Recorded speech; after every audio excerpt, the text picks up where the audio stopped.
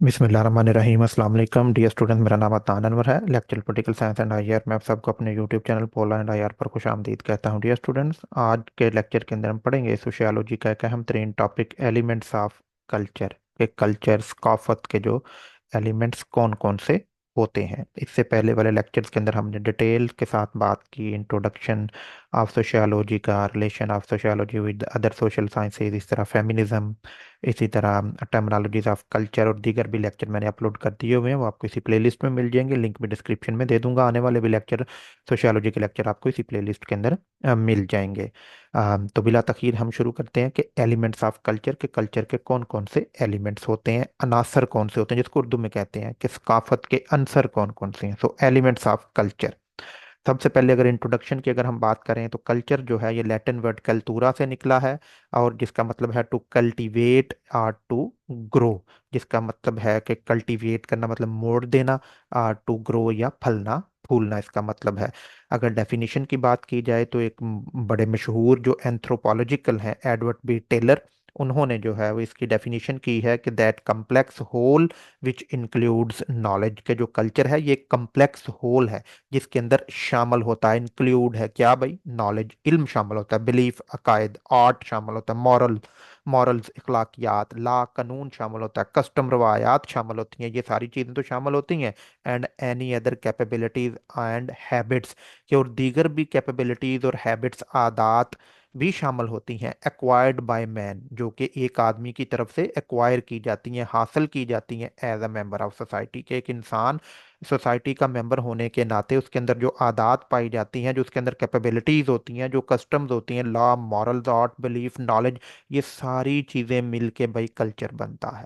मतलब कल्चर हम बोलने में तो बड़ा एक लफ्ज़ आसानी से बोल देते हैं ये, लेकिन इसके अंदर बड़ी ज़्यादा चीज़ें जो है वो शामिल होती हैं, जो कि एडवर्ड बी टेलर ने हमें डिटेल के साथ, बड़े कम्प्रीहेंसिव वे के साथ हमें जो है वो समझा दी। तो जो टर्म कल्चर है ये एंथ्रोपोलॉजिकल एडवर्ड बी टेलर ने ही, जिसकी डेफिनेशन मैंने आपके सामने रखी, उन्होंने अपनी एक किताब लिखी थी 1871 के अंदर, प्रिमिटिव कल्चर के नाम से। तो उस प्रिमिटिव कल्चर के नाम से किताब लिखी थी 1871 के अंदर। उसके अंदर उन्होंने सबसे पहले कल्चर का लफ्ज जो है वो इस्तेमाल किया था। अब मैंने कल जो है वो कल्तूरा या कल्चूरा, ये अब मुख्तलिफ ज़बानों के अंदर इस लफ्ज़ को मुख्तलिफ तरीके से प्रोनाउंस किया जाता है, क्योंकि ये एक लैटिन वर्ड है। तो प्रोनाउंस हम जिस तरह से मर्जी जो है वो कर सकते हैं, इसमें कोई मतलब समझने की हद तक ना, लैटिन वर्ड है तो उससे ये निकला है कल्चर। हमारा पढ़ना मकसद है कल्चर। तो कल्चर जो है ये लफ्ज़ कैल्तूरा या कैल्चूरा से निकला है। अब हम इसके अगर एलिमेंट्स की बात करें तो एलिमेंट्स ऑफ द कल्चर में सबसे पहला आता है रिलीजन। सबसे मेन जो एलिमेंट ऑफ कल्चर है वो रिलीजन है। मजहब की बुनियाद के ऊपर ही कल्चर आगे जो है वो ग्रो करता है। आपने आइडियालॉजी ऑफ पाकिस्तान पढ़ा, पाकिस्तान बर्रसगीर से लैदा हुआ किस बुनियाद के ऊपर, मजहब की बुनियाद के ऊपर। तो मैं ये नहीं कहता कि मजहब कल्चर के अंदर सिर्फ मजहब शामिल होता है, लेकिन मजहब का एक बड़ा किरदार होता है। सो religion is the key element of culture that shapes values. मजहब की बुनियाद के ऊपर ही वैल्यूज बनती हैं, बिलीफ्स बनते हैं, और सोशल प्रैक्टिसेस बनती हैं within a community. For example Christianity influences cultural practices such as Christmas celebration. इसी तरह पाकिस्तान के अंदर ईद, इंडिया के अंदर दिवाली। तो मतलब जो मजहब है वो वो मेन किरदार अदा करता है। मिसाल के तौर पर फूड प्रैक्टिसेस की अगर हम बात करें तो इस्लाम के अंदर हलाल फूड जो है वो खाई जाती हैं, तो हराम से ममानत है। कैसे पता चला जी, मजहब से पता चला। सोशल स्ट्रक्चर, जो मुआशरे का ढांचा होता है इस्लामिक स्ट्रक्चर के अंदर, इस्लामिक कल्चर के अंदर शरिया लाज के ऊपर, मतलब इस्लाम के जो कवानीन है, जो शरीयत के कवानीन है, उनको नाफज किया जाता है। ड्रेस कोड है, मैरिज की जो रस्म व रवाज हैं, ये सारी चीज़ें जो हैं वो सोशल कल्चर कहाँ से आता है, मजहब से आता है। आर्ट्स एंड आर्किटेक्चर, इसी तरह से आप देखें कि पाकिस्तान, इंडिया, मगरब के अंदर जो बिल्डिंग्स बनती हैं, फैसल मस्जिद पाकिस्तान में एग्जांपल देख लें ना, इंडिया के अंदर बिल्डिंग्स देख लें, तो ये भी मजहब की जो है वो हमें हमें एक अक्कासी करती हैं। चर्च की आप बिल्डिंग्स देख लें, इसी तरह से गुरुद्वारे, टेंपल, मॉस्क, ये सारी जो है मजहब की अलामत होती हैं।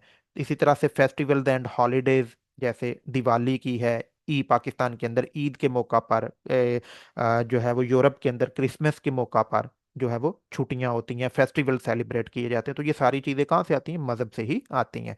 वैल्यूज, दूसरा जो एलिमेंट ऑफ कल्चर है वो वैल्यूज, अकदार जिसका जो है नाम दिया जाता है। Values are the deeply held belief that guide what is considered important, desirable और वर्थ वाइल इन सोसाइटी। के वैल्यूज जो है वो हमें एक डीप जो है वो आय देती हैं, हमें एक डीप स्कैन करके देती हैं कि क्या इंपॉर्टेंट है, कौन सी चीज़ डिज़ायरेबल है, कौन सी चीज़ वर्थ रखती है सोसाइटी के अंदर, कौन सी चीज़ नहीं वर्थ रखती। तो वैल्यूज़ क्या करती हैं? They form the moral foundation of social norms and behaviours. जो वैल्यूज़ हैं वो मुआशरे की क्या है?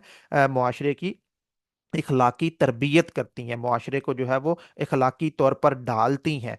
और एग्जाम्पल की अगर बात की जाए, in many western societies values like freedom, individualism and success are central. मतलब मगरब की ये रवायात हैं, वैल्यूज हैं कि वहाँ पर आज़ादी है, जिसके खिलाफ मर्जी आप बोलो, बात करो, आपको मुकम्मल तौर पर आज़ादी है, हर तरह से आज़ादी। In contrast some eastern culture prioritize community harmony, respect for elders and collective well being. हम क्या सुनते हैं कि मगरब के अंदर क्या, कि वालदैन बूढ़े हो जाते हैं, बच्चे लहदा रहते हैं, वालदैन रहता रहते हैं। लेकिन उसके अगेंस्ट हम अगर मशरक की बात करें, पाकिस्तान इंडिया के अंदर हम अपने एल्डर्स की, अपने बूढ़ों की जो है वो इज्जत करते हैं, अपने वालदैन को अपने साथ रखते हैं। तो ये अकदार है। उसके बाद जो थर्ड हमारे पास एलिमेंट ऑफ कल्चर आता है वो है नॉर्म्स। नॉर्म्स भी जो है वो वैल्यूज, कस्टम्स, ट्रेडिशंस की ही सेंस में जो इस्तेमाल होता है। Norms are the rules and expectations that govern behaviour within a society. They can formal laws, ये फॉर्मल लॉज भी हो सकते हैं और इनफॉर्मल मतलब रस्म व रवाज भी हो सकते हैं। नॉर्म्स जो हैं वो, जैसे इस्लाम की अगर हम नॉर्म्स की बात करें तो शरिया लॉज की अगर हम बात करें तो वो बाकायदा लिखी हुई है, कुरान और हदीस मौजूद है। और इनफॉर्मल मतलब इनफॉर्मल जो हमारे रस्म और रिवाज हैं, जब मिलना है तो सलाम करना है, वैसे तो इस्लाम में भी है, लेकिन बड़ों के साथ जो है वो बड़ों के साथ जो है वो उन बड़ों की इज्जत करनी है, छोटों से शफकत करनी है। टाइप्स ऑफ नॉर्म्स की अगर हम बात करें तो फोक वेज, मतलब folk ways informal norms that govern everyday behaviour without serious consequences if violated. Folk ways ऐसी नॉर्म्स को कहा जाता है जिनको अगर वायलेट किया जाए तो कोई मतलब संगीन नताइज नहीं होते, उसको कोई मतलब किसी को कैद नहीं कर दिया जाता। मिसाल के तौर पर shaking hand when meeting someone, जब किसी से मिलो हाथ नहीं मिलाया तो कोई बहुत बड़ा जुर्म नहीं माना जाता, लेकिन इखलाकी तौर पर कोई माना ही जाता है। इसी तरह से mores norms with greater moral significance and violations, ये फोक वेज के अपोजिट हैं, कि जिसको जिसको जो है वो मुआशरे के अंदर जो है वो बुरा समझा जाता है, इंतहाई बुरा समझा जाता है। For example in many culture lying lying और cheating is a violation of mores. मतलब बाज़ मुआशरों के अंदर झूठ बोलना और चीट करना जो है वो बड़ा बदतरीन जो है वो समझा जाता। होता तो बुरा ही है, लेकिन कई मुआशरों के अंदर बहुत ज़्यादा जो है बुरा समझा जाता है इसको। टैबूज, टैबूज जो है prohibition against behaviour considered extremely offensive और हार्मफुल, ये इंतहाई तौहीन अमेज जो है वो रवैये को माना जाता है। For example incest and cannibalism are universally taboo. मतलब ये जो इन इंसेस्ट है, मतलब फैमिली में से किसी के साथ रिलेशन बनाना, रिश्तेदारों में रिलेशन बनाना, ये अब आप पूरी दुनिया में इसको जो है वो बुरा माना जाता है। सो ये समझाने के लिए मैंने आपको बता दिया। सो सिंबल्स, जो फोर्थ एलिमेंट ऑफ कल्चर है वो है सिंबल्स, अलामात इसको जो है वो कहा जाता है। Symbols are objects, gestures, sounds, or images that carry particular meanings recognized by people who share a culture। के सिंबल्स किसी भी कल्चर के अंदर लोगों के अपने जो है वो गेस्चर्स होते हैं, साउंड्स होती हैं, इमेजेस होती हैं, इशारे होते हैं, जिसकी वजह से वो एक दूसरे की बातों को समझ जाते हैं और लोग अपना पैगाम दूसरों तक पहुंचा देते हैं। For example the Dove is a symbol of peace, Dove को जो है वो अमन की अलामत जो है माना जाता है। इसी तरह national flag symbol patriotism and national identity, जो किसी भी रियासत के जो झंडे होते हैं वो पैट्रियाटिज्म और नेशनल आइडेंटिटी की अलामत होते हैं। नंबर 3 के ऊपर religious symbols like the cross, crescent moon और Om hold deep culture and spiritual meaning. जैसे रेड क्रॉस, क्रॉस और क्रिसेंट मून ये बाकायदा से अलामतें, जैसे क्रिश्चियनिटी का क्रॉस जो है वो एक अलामत होती है। तो ये सिंबल्स जो है ये भी कल्चर का एक एलिमेंट है जिससे हम अपना पैगाम पहुंचाते हैं या दूसरों को कन्वे कर लेते हैं। लैंग्वेज इसी तरह से number 5, fifth element of culture है लैंग्वेज, जबान। जबान भी एक अहम तरीन जो है कल्चर का एलिमेंट है। Language is system of symbol spoken written और साइंड, वो बोली भी जाती हैं और लिखी भी जाती हैं, that allows members of society to communicate with one another, जिससे लोग एक दूसरे के साथ बात करते हैं। जैसे मैं आपके साथ अपना जो है ये आज का लेक्चर जो है वो शेयर कर रहा हूँ बोल के, तो जबान के साथ ही शेयर कर रहा हूँ ना, उर्दू के अंदर। तो इस इट इज इसे जैसे लिखा हुआ इंग्लिश में है, बोल रहा हूँ उर्दू के अंदर, तो ये जबान, जबान भी जो कल्चर है उसका एक कल्चर, जबान जो कल्चर का एक अहम तरीन एलिमेंट है। फॉर एग्जाम्पल इंग्लिश, मैंडेरियन और Swahili are example of language. दुनिया भर की जितनी भी जबानें हैं भाई, इसका एग्जाम्पल है कोई स्पेसिफिक, उर्दू, हिंदी, बलोची, सिंधी, पश्तो, ये सारी जबानें ही है ना। द यूज ऑफ स्लैंग और डायलेक्ट्स विद पार्टिकुलर सब कल्चर, अफ्रीकन अमेरिकन, मतलब ये अफ्रीकन अमेरिकन की एग्जांपल लिखी ना, आप उसको छोड़ें, आप देखें कि जो पंजाब के अंदर पंजाबी बोली जाती है, लेकिन ओवरऑल उर्दू भी बोली जाती है, पश्तो भी बोली जाती है, हिंदी भी बोली जाती है। तो आगे एग्जाम जो एक मुल्क के अंदर तो जबान बोली जा रही होती है, लेकिन आगे उसके मखसूस इलाकों में भी जो है वो जबानें बोली जाती हैं। सो जबान जो है ये एक कल्चर का एलिमेंट है।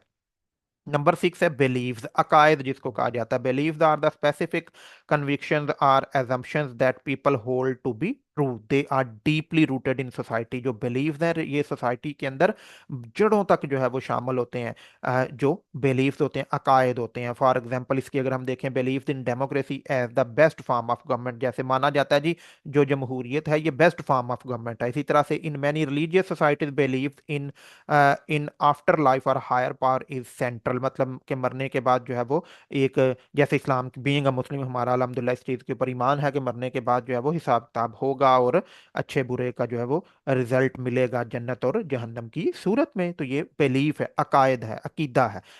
इसी तरह से कुछ जो है वो superstitions such as believing that walking under the ladder brings bad luck, के सीढ़ियों के नीचे चलना जो है वो मनूस माना जाता है मिसाल के तौर पर। या कुछ लोगों का तोहमात का शिकार जिसको हम कहते हैं कि जो है वो ब्लैक कैट्स, काली बिल्ली रास्ता काट गई है जी, ब्रोकन मिरर्स, तो ये भी लोगों के मखसूस अकायद होते हैं। हमारे तो नहीं अल्हम्दुलिल्लाह, लेकिन कुछ लोगों के ये अकायद भी होते हैं। सो अकायद की एक एग्जांपल है कि ये भी एक किसी भी कल्चर का हिस्सा होते हैं, किसी कल्चर का ये एक एलिमेंट होते हैं।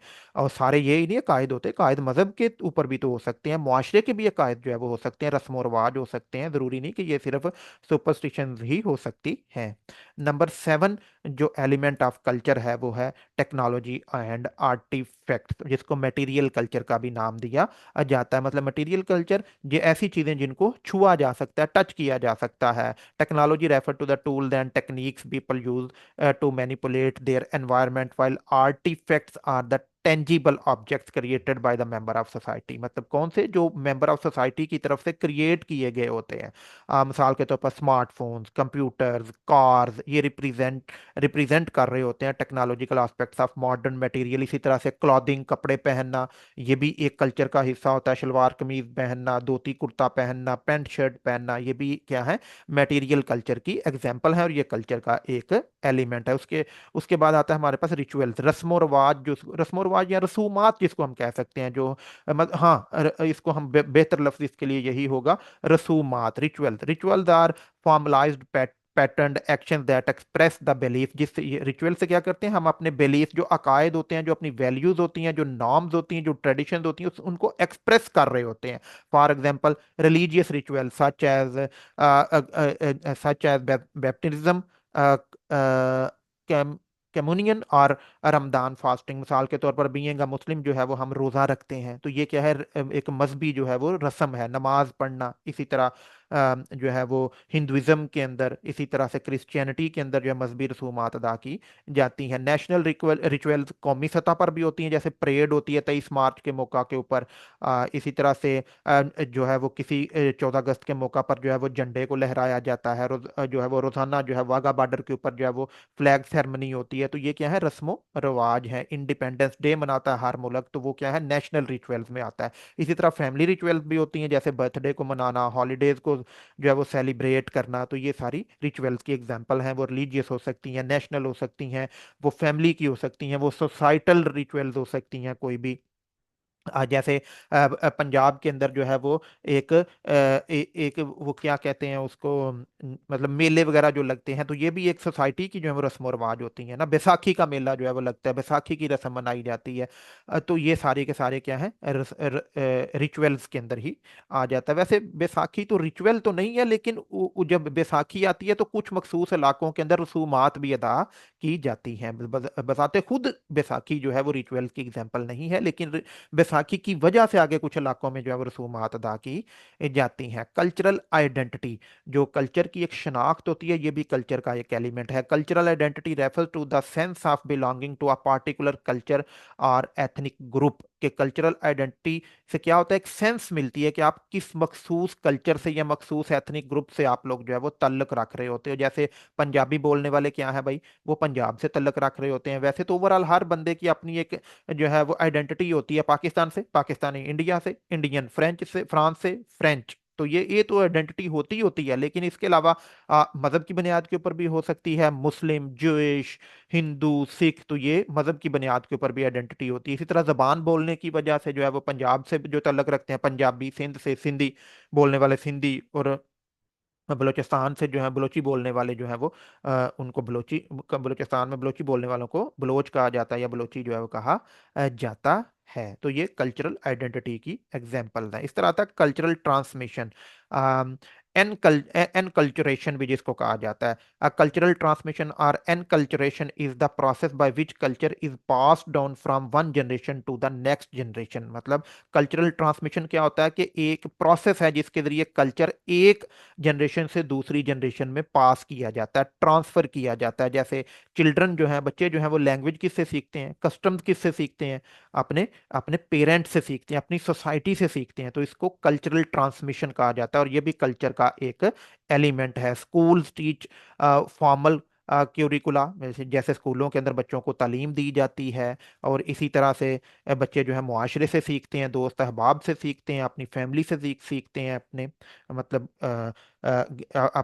मतलब फैमिली से लेके हर जगह से जो है वो सीखते हैं। बच्चे जो जो बड़े होते जाते हैं तो हर गुजरते दिन के साथ वो सीखते रहते हैं। तो ये क्या कल्चरल ट्रांसमिशन होती है, कल्चर ट्रांसफर होता है एक नस्ल से दूसरी नस्ल की तरफ। Cultural integration, cultural integration refer to the interconnectedness of different cultural elements with a society. मतलब मुख्तलिफ कल्चरल एलिमेंट का किसी भी एक सोसाइटी के अंदर एक दूसरे के साथ कनेक्ट हो जाना इंटेग्रेशन कहलाता है। तो मिसाल के तौर पर the integration of different different different cuisines in the US food culture. For example दुनिया भर के जो कल्चर है खाने के हवाले से, जैसे सुशी एक जो है वो डिश है जापानी, तो अब दुनिया भर में इसको खाया जाता है। जापानी डिशेस को खाया जाता है, टर्किश डिशेस को खाया जाता है, चाइनीज डिशेस को खाया जाता है, इंडियन फूड को खाया जाता है, पाकिस्तानी फूड को खाया जाता है। तो ये क्या है कि एक कल्चर दूसरे कल्चर के साथ इंटरकुनेक्ट होता है। जब मुख्तलिफ कल्चर एक दूसरे के साथ इंटरकुनेक्ट होते हैं तो इसको कल्चरल इंटेग्रेशन कहा जाता है। In many countries, legal systems integrate both traditional customs and modern international norms such as human rights laws। आप देखें हर मुल्क का अपने कानून तो होते ही होते हैं, लेकिन ह्यूमन राइट्स लॉज की जो है वो अक्सर बात होती है पाकिस्तान में, जी ह्यूमन राइट्स लॉ की वायलेशन हो रही है। हालांकि कॉन्स्टिट्यूशन ऑफ पाकिस्तान अपना मौजूद है इंडिया के अंदर। दुनिया भर के ममालक के अंदर अगर कहीं पर भी इंसानियत के खिलाफ कोई काम किया जाता है तो कहा जाता है जी ह्यूमन राइट्स लॉ की वायलेशन हो रही है। तो ये कल्चरल इंटेग्रेशन है, जब दो या दो से ज्यादा कल्चर एक दूसरे के साथ कनेक्ट होते हैं और फिर उसको अडॉप्ट करने की कोशिश करते हैं। तो ये भी कल्चर का एक एलिमेंट है। तो डियर स्टूडेंट्स, ये था हमारा आज का लेक्चर, जिसके अंदर हमने डिटेल से बात की कि कल्चर क्या होता है और कल्चर के एलिमेंट्स कौन कौन से होते हैं। अगर आप इसका 50% भी अगर आप कर लें तो आपका क्वेश्चन जो है वो कंप्लीट हो जाता है। सोशियोलॉजी के जो पहले वाले लेक्चर मैंने अपलोड कर दिए हैं, लिंक भी डिस्क्रिप्शन के अंदर दे दूंगा। आने वाले लेक्चर भी आपको इसी प्लेलिस्ट में मिल जाएंगे। अगर आपका कोई क्वेश्चन है तो कमेंट सेक्शन में पूछ सकते हैं। नोट्स अगर आपको चाहिए तो मेरा ईमेल एड्रेस लिखा हुआ है smile_drop7@yahoo.com। उम्मीद करता हूँ आज का लेक्चर आपको पसंद आया होगा। अल्लाह पाक पाकिस्तान और हम सबका हामी नासिर हो। अस्सलाम वालेकुम।